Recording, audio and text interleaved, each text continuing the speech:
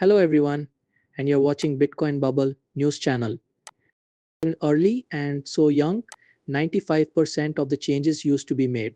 They're now closer to 75%. That's a lot. People shouldn't think it's straight up and to the right because the changes are pretty rough. They're not as bad anymore.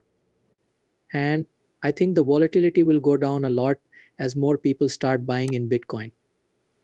We're not saying it won't go down though. A short time ago, Bitcoin went up when Fed Chair Jerome Powell said it was time to lower interest rates on August 23rd. The price of the stock started at $61,000 and went up to over $62,000. This sudden event made people interested in Bitcoin again as a way to protect themselves from inflation and market instability.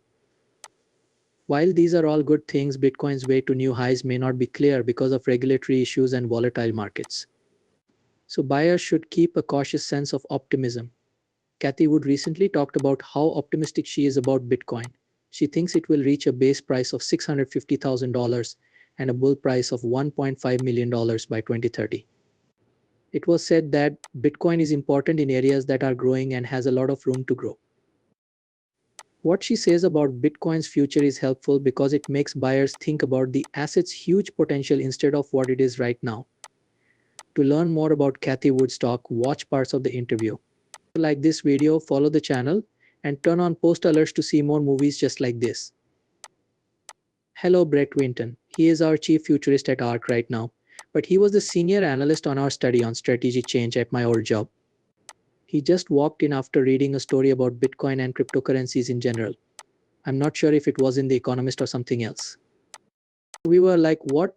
So that happened one day, but then he couldn't stop thinking about it and brought up the idea that every Friday there should be a new story about Bitcoin. That was such a young time, right? It was around $1 at the time. Yes, it couldn't be played. We were reading it for themes, so we were trying to figure out what it meant and if there was anything here. It's a tool, but it's also a way to pay for things. Could this be money in three different ways? That's why it was an interesting subject. At the start of ARC, we grouped those two things together. It was 2014, and AI and blockchain technology were just starting to become popular.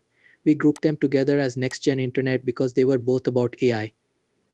AI has been around since the 1950s, but ImagineNet and deep learning made the really big, really interesting breakthrough in 2012. So we asked ourselves, is this important? Will this make progress in the area of AI so that we can make smart investments? So I'd say that in the first 2 years, we split the next generation of the internet into two parts: artificial intelligence and Bitcoin technology. In the end, there were two of five platforms for creativity. Ion storage, robots, and multi-omic sequencing are the other three. If you compare these five systems to the telephone, the automobile, and electricity, you can see how they are changing over time. About 100 years ago, those were different systems that were changing at the same time. We now have five taking shape. Again, this has never happened before and is really cool. It was 2011 at that time. And our first investment was the stock market. We had to ask the New York Stock Exchange if we could put this money in an ETF. They told him, yes, you can put this GBTC in your fund, but only 1%. We said, great, it wasn't said that it couldn't go up from 1%. So we let it go up. And of course, it went up from $250 when we got it in September 2015. I think it reached $20,000 around the end of 2017. Wood thinks there is a better chance of a bull case now that the EC has passed Bitcoin EGFs. He says Bitcoin has hit a singularity, a state where it can't be stopped or contained. Because it is used so much in developing economies, he says, it is an important way to protect those economies from becoming unstable. For his part, Wood says that Bitcoin declines can be pretty bad, but they are getting less bad as the asset gets older. As Bitcoin becomes more popular, its instability is likely to go down a lot.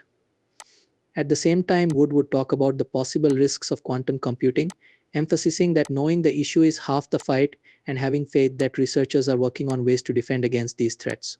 Wood is still hopeful about Bitcoin, showing how important it is in new areas and how it could get bigger. Even though short-term changes are possible, she tells buyers to look at the big picture. Let's watch more clips from the talk with Cathie Wood to learn more. What Bitcoin means to us is three things. One, it's a brand new tech. Blockchain technology is brand new. To keep things simple, We're just adding the layer that writers forgot to include in the internet back in the early 1990s because no one thought that business or financial transactions would happen on the internet. I was there and I remember that everyone agreed with me. I'll never use the internet to pay for something. This is not safe. That's why they didn't build it in. All kinds of blockchain systems are a way to solve that problem. The technology behind this is peer-to-peer, which cuts out a lot of the middlemen and fees that come with standard financial services. The fees range from 2.5% to 4% of each transaction. That is the first thing at tech. The second is that it's a way to handle money. So, and each of these words is important. It's the world's first digital, decentralized, rules-based, private meaning no government control money system. It's a big thought. Artist Laffer, who used to be my professor and is now my friend, is thrilled. He's about to turn 84 years old, and this has made him feel better because he says it gives him a chance to go back to the US. Before it was fed to animals. That is before 1913, when we mostly used private money. To use a figure of speech, it will beat the dollar. It's not comfortable. It's a well-known fact that Warren Buffett won't invest in something if he doesn't understand it. And he doesn't understand most technology either. He did put money into IBM at a bad time though. That proved to back up what he was saying. He didn't give up though. He did put money into Apple, which was a big win for him.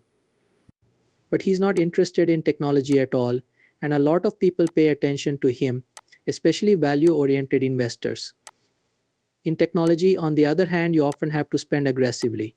Some companies need to put a lot of money into this new technology in the short term so that they can make money in the short term. This will allow them to grow in the long term. Value stocks are often what you see is what you get stocks. So I'd say there's a little more hope in the future when money is put into tech. And maybe, I'm over 50 and I love technology. So that might be a bit of an exception. Bitcoin buyers are getting more hopeful that the Federal Reserve will cut interest rates even more at the upcoming Jackson Hole summit. They are still angry about the price of Bitcoin. This might make things better soon. For now, Bitcoin prices are staying in a shrinking range with $662,000 being a key support level. As of $61,435, a new group of sell orders showed up on CoinGlass. This kept the price steady on the 4-hour chart. It looks like Bitcoin is trying to break through the 200-period simple moving average that buyers saw at the end of the day. If this level is passed, Ethereum will go up to $64,000 to $65,000. If it's not, you can expect it to become more stable. A new post by trader Elliott came out at the same time that one by Cathie Wood, who talked about why some older buyers are still not sure about Bitcoin. She said the financial losses they went through during the tech bubble have made them less willing to take chances. But younger buyers are more open to Bitcoin because they see it as a new asset class with a lot of potential, a global money system, and a technology that will change the world.